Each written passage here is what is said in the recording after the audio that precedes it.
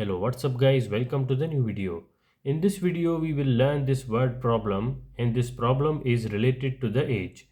Now the problem says present ages of Graham and Albert are in the ratios 1 is to 4 respectively. 4 years later their ratios will become 1 is to 2 respectively. What is the Graham's age? Graham's present age is X because their ratio is 1 is to 4.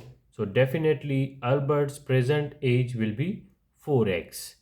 Now it further says 4 years later their ratios will become 1 is to 2 respectively. It means 4 years later their ratios will become from 1 is to 4 to 1 is to 2. So what we will do that 1x or x plus 4, it means 4 years later.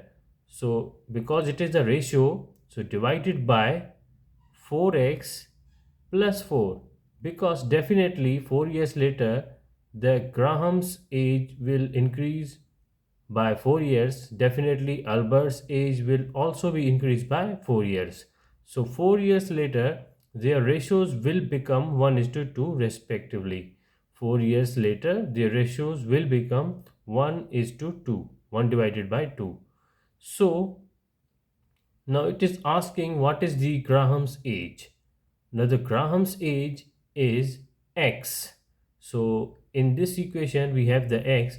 We just have to simplify it and find the value of the x, which is the Graham's present age. So we will cross multiply. 2 into x plus 4 is equal to 4x plus 4. So definitely 2 into x plus 2 multiplied by 4, that will be 8, equal to 4x plus 4. So bring this plus 4 on the left hand side, that will be minus 4. 8 minus 4 equal to 4x. Bring this plus 2x on the right hand side, that will be minus 2x.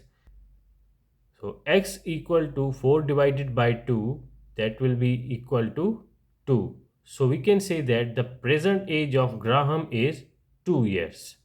I hope you understand. Thank you for watching this video.